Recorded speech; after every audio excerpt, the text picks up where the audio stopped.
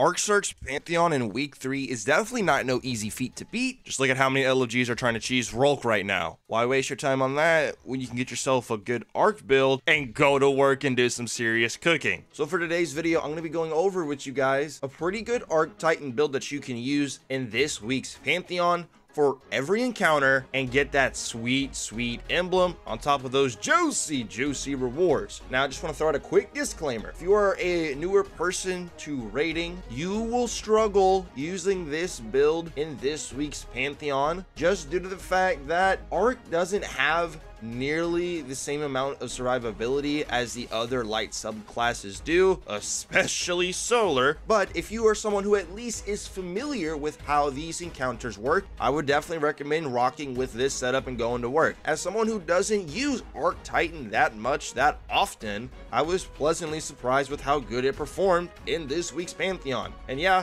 I was a little hesitant before going into it just because Arc survivability is generally weak. We have 6 bosses this week and all of the encounters are going to lock you at 15 under power. So everything is going to hurt a lot more, and it may take you a little adjusting if you've never played Arc before, but the rewards are there. And before we hop straight into the breakdown, I just want to let you guys know, give you all a heads up that if you really want to get the most out of this build, you will have to do some minor hot swaps, which in most scenarios is not really going to be that big of a deal or an issue, but for rhulk it can be just a little bit intimidating because there's 2 of them you got to worry about, especially if you're swapping in your inventory. Those brief 3 seconds can cost you, so just be a little aware of that. Also, remember to check out Instant Gaming if you ever want to get any games and those games DLC at a cheaper price. That'll be at the top link in the description. Now let's talk a bit about the build, shall we? All right, so for the build, there's really not too much crazy stuff going on, but we'll start, of course,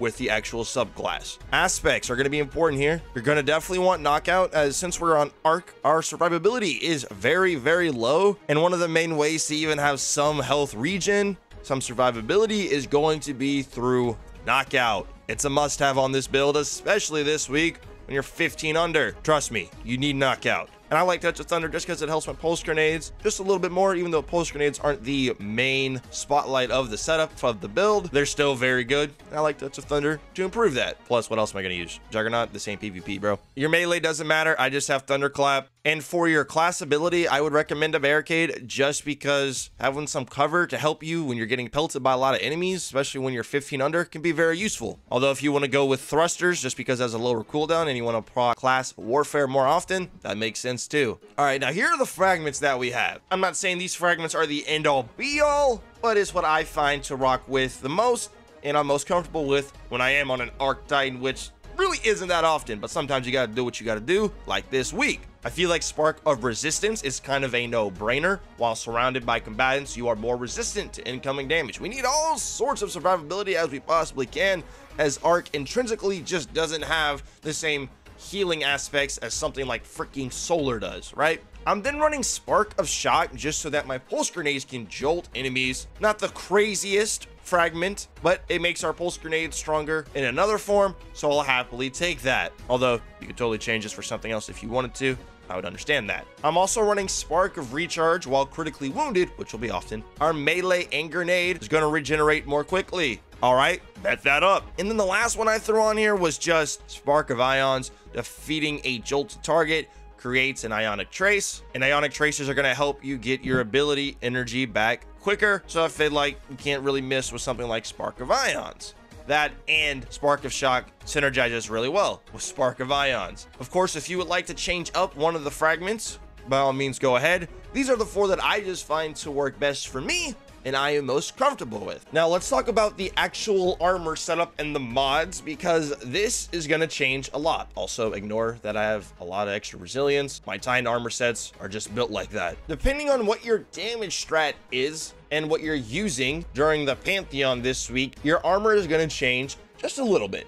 It's always going to change at least 1 time, maybe even 3, depending on what you're using. Now, I know in some of the background gameplay, you're seeing some Thunderlord action. That's mainly due to the fact that the Actium War Rig exotic chest piece for the Titan will allow you to shoot the Thunderlord practically infinitely. And then bosses like rhulk, maybe Golgoroth, and even Oryx, if you are going to use Thunderlord on Oryx, Actium Warrig will be very helpful. However, since I'm not here to really push the Thunderlord agenda like that, I am not recommending that you use Thunderlord as your exotic weapon just for Actium Warrig. I am just letting you guys know that if you are using a Thunderlord and you're wondering why I'm using one in the background, I'd recommend using it with Actium Warrig. That being said, things like Wendigo, Cold Comfort, a Hothead, a Crux Termination are all going to be really, really good heavy options. In that case, ditch the Actium Warrig and just worry about making one swap before damage and switching from your Hoyle to your Cuirass. Make sure that when damage starts or before you at least cast your Thunder Crash Super, you are putting on your Cuirass of the Falling Star chest piece. This is an absolute must if you want your Cuirass to actually do respectable damage. Otherwise, it's really just gonna hit like a fart. As you'll notice in the background gameplay, I am running Hoyle for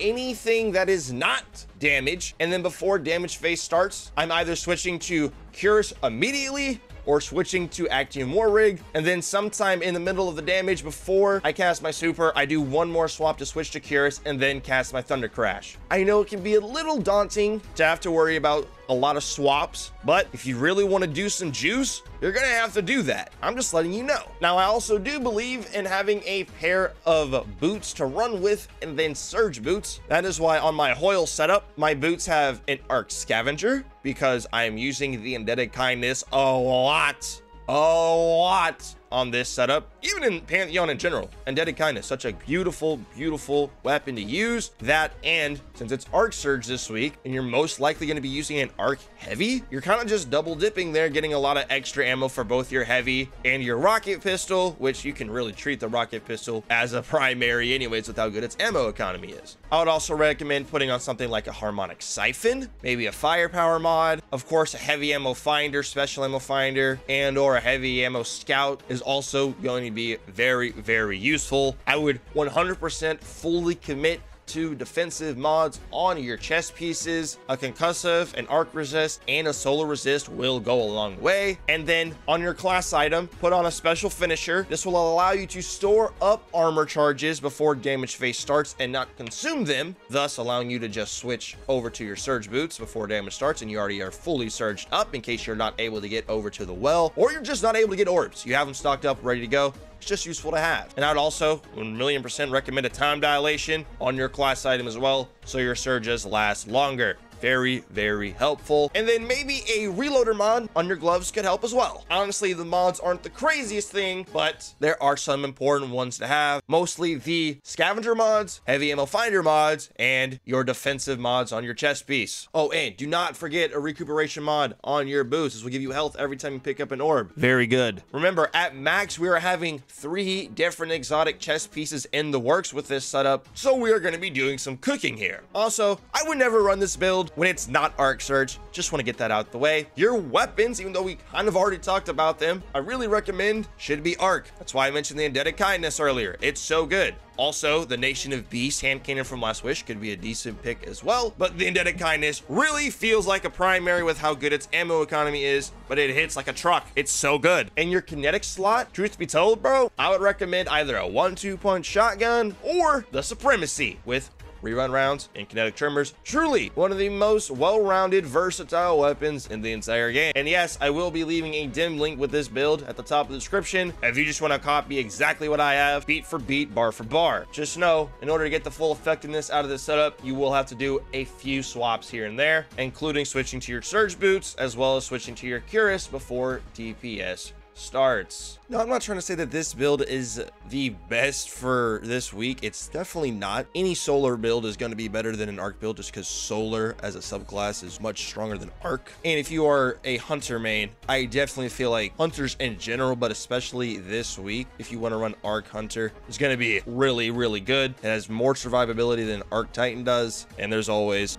Lucky Pants and Warden's Law, which will always allow hunters to out DPS a titan, excluding perfect Banner of carnivore grapple melees. But for any Titan main out there, or anybody in general who wants to run a simple arc build to cook this week's Pantheon, here you go. I'm a Warlock main myself, and I was still running Arc Titan for a decent bit of this Pantheon. Let me know your favorite builds used inside of this week's Pantheon, along with your favorite weapons used this week. Rocket pistol for the win. Thank you so much for watching the video. Remember to check out the gaming top link in the description, and we'll see your beautiful faces in the next one. Adios.